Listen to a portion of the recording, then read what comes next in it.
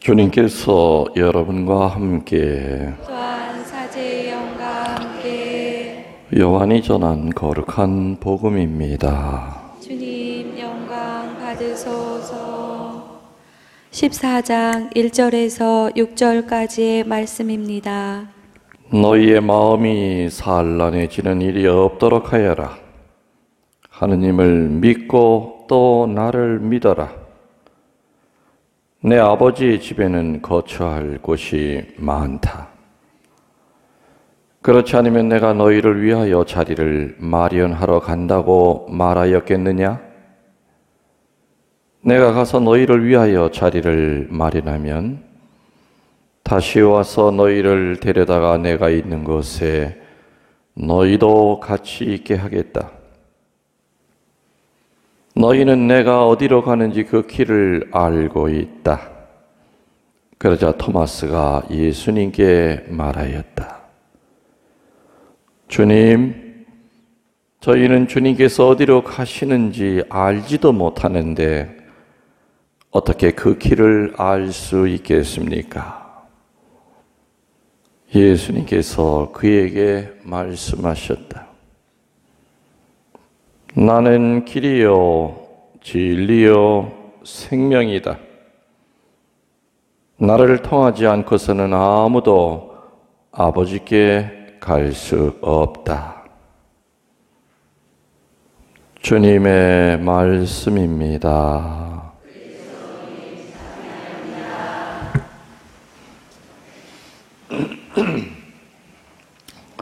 찬미 예수님. 오늘 복음에 어느 사도가 나오지요? 토마 사도가 나오지요? 토마 사도가 질문하고 예수님이 대답하는 걸로 끝이 납니다. 사도 토마를 바라보는 그 시선은 굉장히 호불호가 갈립니다. 의심쟁이 토마, 믿음은 토마처럼 가지면 안 돼. 무조건 믿어야지. 예수님을 3년 동안이나 지켜보고 나서도 뭐라고? 괜히 다락방에 벗어나서 빙빙 돌다가 나중에 들어와가지고 다른 제자들이 예수님 봤다고 하니까 아이고 이것들 봐라, 이거 단체로 이게 다 정신이 나갔구만. 어떻게 죽은 사람이 살아 돌아와? 내가 그 양반 그 손자국에 있는 못자국에 내 손가락을 한번 대보고 창구멍 안에다 내 손가락을 집어넣어서 한번 이렇게 비비 돌려봐야 그때야 내가 믿겠다. 다른 제자의 말을 안 믿었죠? 처음에는. 그리고 정말 믿음이 없는 사람처럼 얘기했어요. 그리고 여드레 후에 예수님이 나타나서 자, 네가 말한 대로 어디 내 손바닥에 있는 못자국에 네 손 갖다 대봐라. 내 옆구리에 있는 창자국에 네 손 한번 집어넣었다 꺼내봐라. 예수님이 8일 동안 참느라고 혼나셨대요. 아이고, 하루라도 빨리 내려가서 혼을 좀 내야 되겠는데 그때 또 마침 천국에서 또 피정지도가 있으셔가지고 또 피정지도 하시느라고 8일 동안 참다가 그냥 8일 만에 내려가서 제일 먼저 한 말이 뭐예요? 원래 다락방에 또 오실 필요도 없었단 말이에요. 누구 때문에 온 거예요? 그렇죠. 토마 때문에. 딱 한 사람 때문에 온 거예요. 왜 똑같은 자리에 뭐하러 오십니까? 이제 다 끝내고 이제는 얼마나 갈 데가 많으신데. 그래서 토마 사도를 가리켜서 의심쟁이 토마스. 내가 언젠가 얘기했는지 모르지만은 제가 분명히 토마스잖아요. 근데 나는 어릴 때까지도 이 토마스인 줄 알았단 말이에요. 정말 이 토마스인 줄 알았어. 토마스 아퀴나스라고 하는 학자가 아니라 사도 토마인 줄 알고 왜 하필이면은 그게 의심쟁이 토마스를 내 세례명으로 했을까? 그래서 그런지 아주 내가 또 의심이 많았어요. 교리 가르치는 수녀님한테 맨날 물어보는 거야. 그래서 수녀님이 아무튼 너는 도마처럼 뭐 이렇게 의심이 많냐고 맨날 그랬거든. 그냥 그 꼬마 때 지금도 기억나. 뭘 물어봤느냐? 하느님이 아담과 하와밖에 없다고 그랬는데 그 밑에 보면 또 딴 사람들이 또 나오거든. 이게 뭐예요? 거짓말하네? 수녀님에게 따져 물으니까 수녀님은 대답을 못하고 그냥 얼굴이 벌개져가지고 씩씩거리고 그냥. 아무튼 뭐 이렇게 내 성격은 뭘 이렇게 좀 물어서 확신을 가져야만 이렇게 믿는 그런 스타일이었어요. 그러면서도 내가 본명을 잘못 받아가지고 이렇게 의심이 많은가 보다 하고선 그 어린 나이에도 나중에 견진 때 세례명을 바꿀 수 있다고 하는데 바꾸면 좋겠다 그랬는데 견진 받기 전에 내 세례명을 보니까는 축일이 1월 28일이야. 7월 3일이 아니라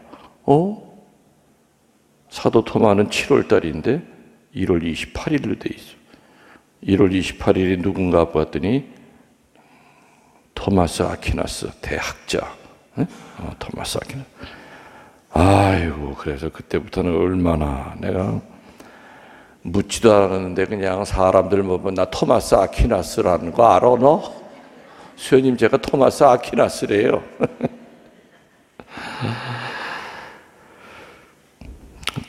토마 사도는 그렇게 아무튼 사람의 입에 가장 많이 오르내렸던 제자가 아니었을까. 또 한편으로는 토마 사도를 좀 더 깊이 보는 사람들은 토마 사도처럼 살아야 된다. 왜? 얼치기로 알고 있으면 언젠간 무너진다. 확신에 이르기 위한 성실한 의심, 확신을 갖기 위한 성실한 회의는 반드시 있어야 된다. 토마 사도는 알지도 못하는 것에 대해서 아는 척하는 그런 사람이 아니에요. 우리들 살아가 보면은 확실히 알지도 못하고 그냥 얼치기로 주워들은 거 가지고 마치 자기가 그쪽에 전문가인 양 떠드는 사람들 많죠? 토마 사도는 대충 얘기하는 사람이 아니에요. 굉장히 신중한 사람이었어요. 말 한마디 내뱉을 때는 말에 대한 책임감을 가지고 내뱉는 사람이었죠. 그 성격이 그랬어요. 알지 못하는 것을 안다고 하지 않는 그러한 제자 중에 토마 사도는 어떻게 보면 제일 으뜸이었죠. 토마 사도의 성격은 너무나 솔직하고 열성적이어서 마음에 와닿지도 않았던 막연한 신앙의 진리로는 만족할 수가 없었던 겁니다. 그래서 토마스에게는 늘 확신이 필요했죠. 그래서 토마스가 의심스럽게 느꼈던 것, 자기 머리로서는 이해할 수 없는 것을 오늘 예수님에게 말한 거예요. 근데 이 토마 사도의 이 질문이 예수님이 하신 말씀 가운데 가장 위대한 말씀을 이끌어냈다고 하는 이 사실.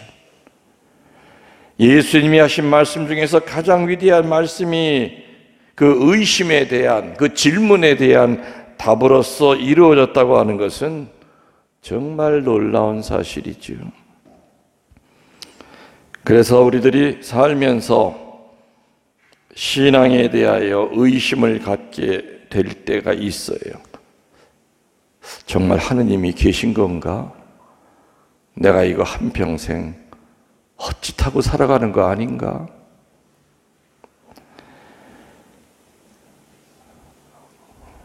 우리 교구에 사제가 된 지 1년도 안 돼서 옷을 벗은 신부님이 옛날에 한 분 계셨어요.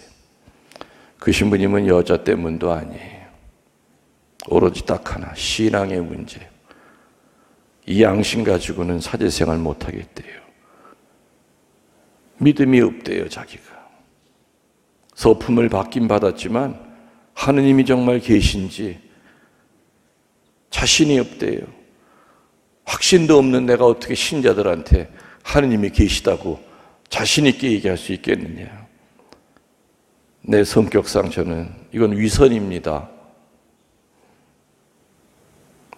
그래서 그때 당시에 다른 사제들도 다 고개를 끄덕거렸어요. 그럴 수 있다. 그럴 수 있다. 다만 아쉬운 것이 있다면 하느님이 당신 자신을 알게 하는 그 시간도 하느님이 정하신다는 거예요. 조금 참고 기다려 봐야죠.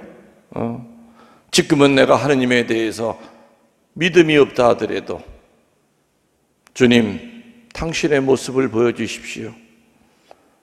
그럼 도마 사도한테 나타나셨듯이 여드레 만에 어쩌면 그 젊은 신부님 앞에 피눈물로 기도했다면은 예수님이 나타나셨을지도 몰라요. 다만 그런 게 안타까울 뿐이지 그 믿음에 대한 확신은 사제가 돼서도 어떨 때는 흔들릴 때가 있단 말이에요. 그래서 우리들은 신앙에 대하여 의심을 갖게 될 때 조금 더 부끄럽게 생각할 필요가 없다는 겁니다. 왜냐하면 구하는 자는 나중에 언젠가는 반드시 찾게 될 것이요, 또 주님께서 주실 것이라는 것을 우리는 알기 때문이죠. 오늘 복음에서 토마 사도의 입에서 나온 그 질문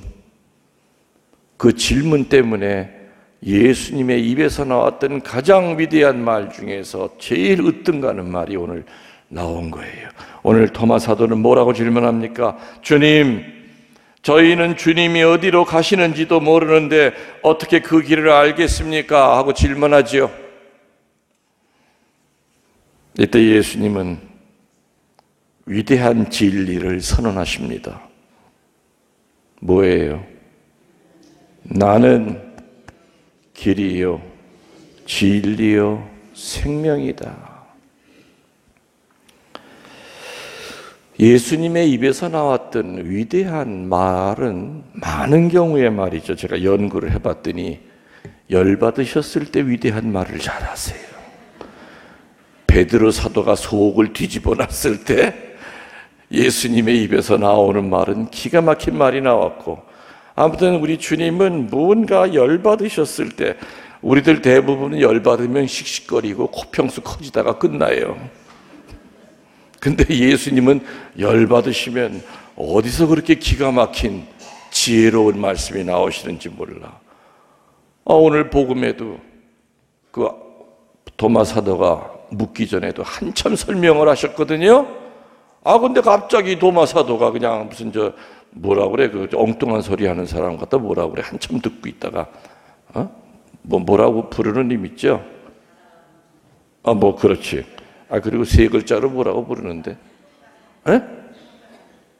4차원이라고 그러나 하여튼 생뚱맞게 시컷 듣고 있다가 갑자기 어디로 가시는 겁니까? 하고 물으니까 앞서서 얘기하셨단 말이에요. 어디로 갈 거라는 거.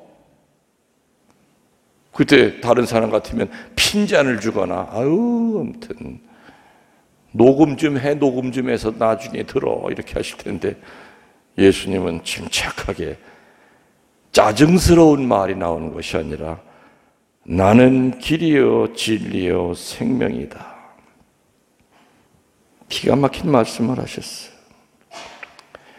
그래서 도마 사도를 통해서 예수님의 입에서 나왔던 말 중에 또 위대한 말이 또 있죠. 도마야, 너는 나를 보고야 믿지만 보지 않고 믿는 자가 진복자니라. 그것도 도마 사도한테 하신 얘기예요. 자, 아무튼 예수님의 입에서 길이라고 그랬어요. 진리라고 그리고 생명이라고 그랬어요. 민족 가운데서 하느님과 긴 세월 동안 함께 살아온 민족이 어느 민족일 것 같습니까? 한국 민족 같아요? 아니면 유대인일 것 같아요? 아니면 중국 사람일 것 같아요? 당연히 유대 민족. 그 팔레스타인 그 좁은 데서 주변에 수많은 부족들한테 맨날 치이고 치여서 유대인들이 다 전 세계로 뿔뿔이 흩어졌잖아요. 살 수가 없는 거야. 1948년에야 다시 모여서 이스라엘이라고 하는 나라를 만들었죠. 그전에는 다 뿔뿔이 흩어졌어. 뿔뿔이 흩어져서 주로 밑바닥 생활을 많이 했어요. 노예 생활하고 종노릇하고. 그러면서도 어느 나라 어느 처지에 있다 하더라도 유대인들이 절대 잃어버리지 않은 건 누구예요? 하느님이에요. 유일신 사상. 또 절대 잃어버리지 않은 게 뭡니까? 하느님께 기도하는 거예요. 어떤 상황에 빠져도 유대인들은 하느님을 절대 잃어버리지 않았어요. 왜? 구약의 역사를 보면은 유대라고 하는 나라가 편한 날이 없었죠. 맨 에집트로 끌려가고 아시리아로 끌려가고 바빌로니아로 끌려가고 광야에서 40년 동안 헤매고 이민족들한테 맨날 공격당하고 로마 제국에 또 공격당하고 편할 날이 없는 민족이었지만은 그러면 그럴수록 유대인들은 대개가 그렇게 고난을 많이 당하면 에이 뭐야 이거 하느님이 어디 있어 이게 기도해도 되지도 않고 우상을 숨기든지 점집을 찾아가든지 철학관을 기울였을 터인데도 불구하고 유대인들은 십자가가 크면 클수록 고난이 깊으면 깊을수록 박해가 크면 클수록 오히려 하느님을 원망하는 것보다는 하느님께 매달렸던 거죠. 그래서 늘 하느님과 함께 살아온 유대인들이 생각하는 하느님의 길에 대하여 구약 성서에 여러 군데에서 많이 나옵니다. 신명기 5장 32절에서 33절에 보면 어떤 말이 나오느냐? 너는 오른쪽으로도 왼쪽으로도 치우치면 안 된다. 너의 하느님 야훼께서 분부해 주신 바로 그 길만 따라가야 된다. 오른쪽 왼쪽으로도 어느 쪽으로 치우쳐서 가면 안 되고 오로지 야훼 하느님이 가르쳐 주신 그 길만을 바라보고 가야 된다. 옆을 보지 말라 그 뜻이었습니다. 이게 유대인들의 머릿속에 있는 길이라고 하는 뜻의 의미예요. 또 이사야서 30장 21절에 야훼 하느님이 너의 뒤에서 귀에다 속삭여 주시리라. 네가 가야 할 길이 어디라고 너의 귀에다가 속삭여 줄 것이다. 그 길만을 따라가야 된다. 시편 27장 11절에 야훼여 당신의 길을 가르쳐 주소서. 이렇게 유다인들이 생각했던 하느님의 길과 인간의 길은 달랐죠. 인간은 본능을 따라서 자기가 가고 싶은 길을 가려고만 해요. 편한 길, 언덕이 없는 길, 수 많지 길, 물에 빠지지 않는 길, 가다가 경치도 좋은 길, 그런 길만을 찾으려고 하지만 유대인들은 어떤 일이 있어도 하느님이 가르쳐 주신 그 길만을 가려고 애썼던 민족이었죠. 근데 예수님은 오늘 뭐라고 그래요? 나는 길이다. 나는 길을 안내하는 안내원이다가 아니에요. 길은 안내자를 잘 따라가면 고생 안 하죠? 좋은 안내자를 따라가면은 고생 안 해요. 착한 목자를 만나면 양들은 언제나 늘 푸른 풀밭이 있는 데로 가서 마음껏 풀을 먹어요. 늘 물이 풍부하고 양들이 먹을 양식이 많은 곳으로 잘 안내하고 또 잘 데리고 오는 것이 목자가 해야 되는 중요한 일이죠. 아무튼 풀밭으로 안내해야 되듯이 사람도 어디 모르는 길을 갈 때는 안내원을 써요. 안내원을 잘 만나면 안내원이 가면서도 여러 가지 재미난 얘기를 해주면서 힘든 것도 모르고 지친 것도 모르고 그 얘기를 듣다 보면 벌써 목적지에까지 편안하게 도달이 되죠. 근데 뒤돌아보면 굉장히 긴 시간을 걸어왔어요. 근데 그 안내원 때문에 잘 인도하고 재미난 얘기, 여러 가지 얘기를 해주면서. 그래서 길은 안내자를 잘 따라가면 고생 안 합니다. 그런데 예수님은 본인이 안내자가 아니라 당신 자신이 바로 길이라고 그러셨어요. 안내하는 사람과 길을, 그리고 본인 자신이 길과는 다르죠. 아까 목자 얘기했듯이 사제는 길을 안내하는 사람이에요? 아니면은 길 자체예요? 그렇죠. 하느님께 가는 길을 안내하는 안내자예요. 근데 예수님은 본인 자신이 길이시라고 그랬죠. 우리 한국천주교회는 수많은 순교 선열들을 모시고 있습니다. 처음에 천주교가 어떻게 들어왔어요? 우리 한국 조선 땅에. 처음에는 소위 실학자들이 학문의 대상으로 공부를 하기 시작한 거예요.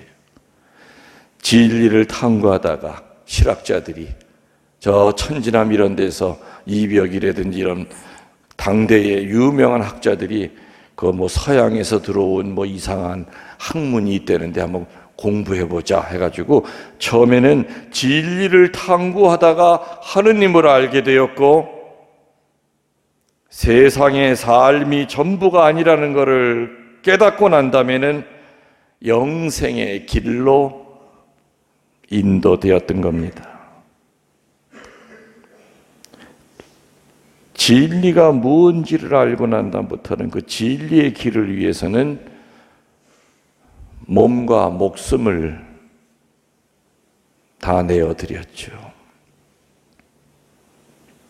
그리고 영생의 길이 얼마나 귀한지를 알고 난 다음부터는 벼슬이고 권력이고 가문이고 심지어는 처자식까지도 다 훌훌 내버리고 오로지 영생의 길을 따라 나섰던 분들이 바로 우리들이 지금 존경하고 따르는 바로 이 제단 밑에도 오반지 바오로 복자님의 아랫뼈가 있죠. 턱뼈가.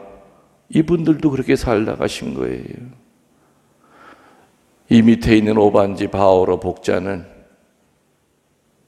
머리는 좋은데 출세를 못하다 보니까, 신분이 높지 않다 보니까 술이랑 도박 이런 거는 아무튼 충청도에서 따라갈 사람이 없을 정도로 아주 꾼이었대, 꾼.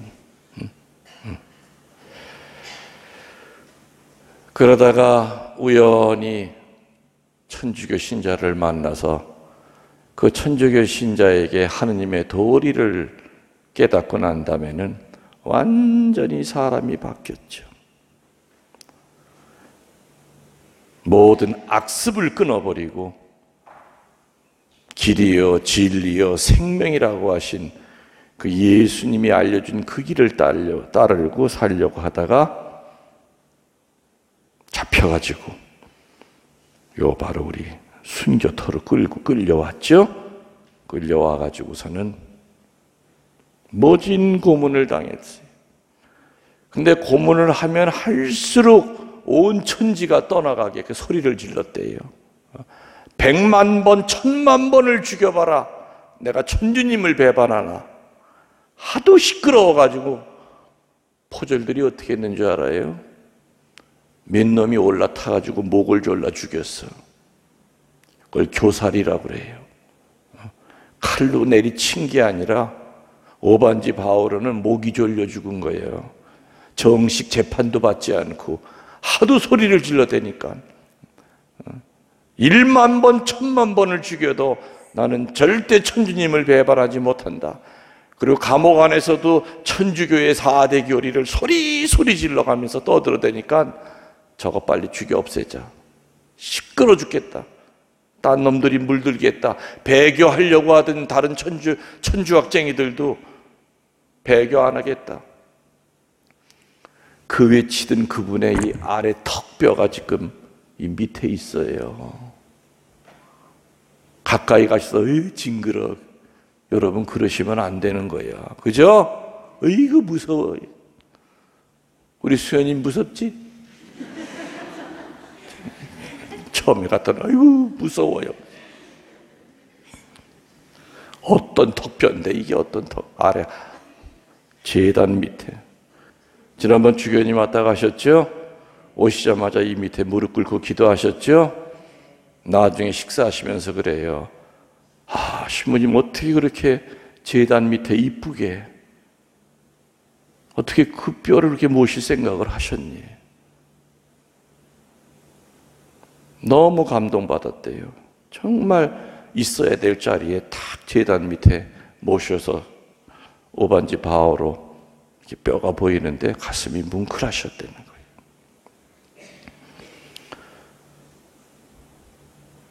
예수님에 대하여, 다시 말하면 길에 대하여, 생명에 대하여, 진리에 대하여는 누구나 얘기할 수 있고 안내자 역할을 할 수 있지만은 우리 자신들이 길 자체요, 진리 자체요, 생명 자체는 아니라는 거죠.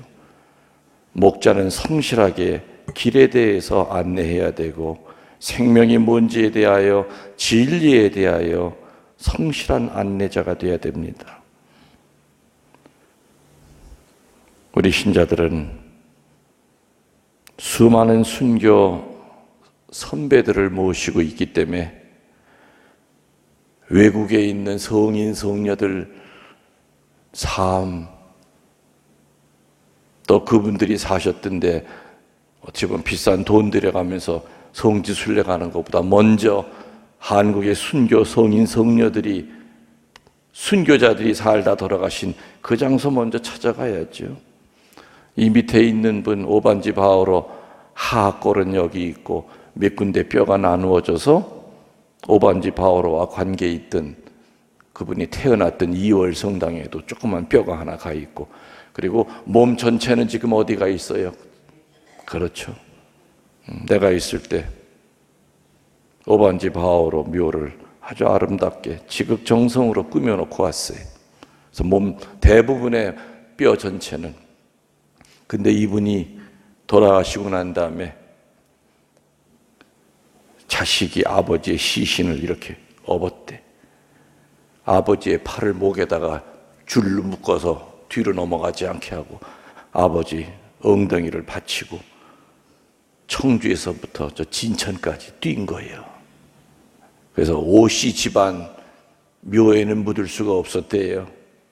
그래서 오반지 바오로의 조상들이 바라다 보이는, 묘가 바라다 보이는 그 건너편 산에다가 얼마나 바빴겠어요.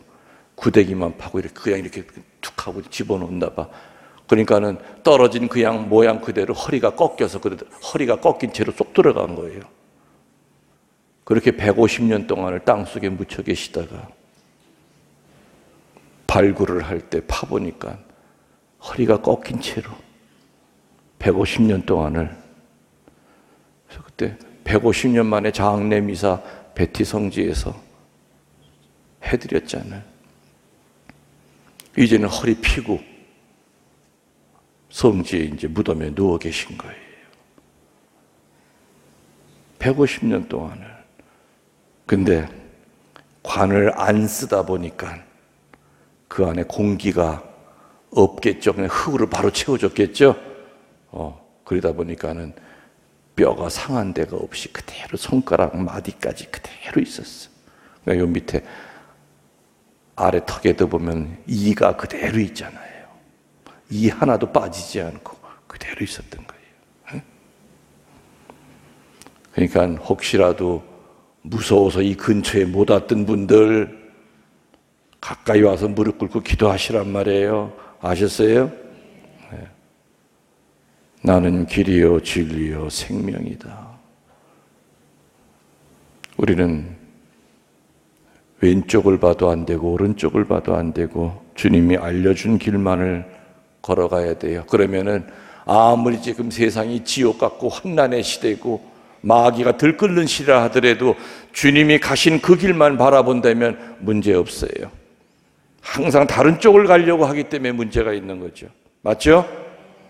목자도 양들을 주님이 가신 알려준 그 길을 죽을 힘을 다하여 잘 끌고 가야 됩니다.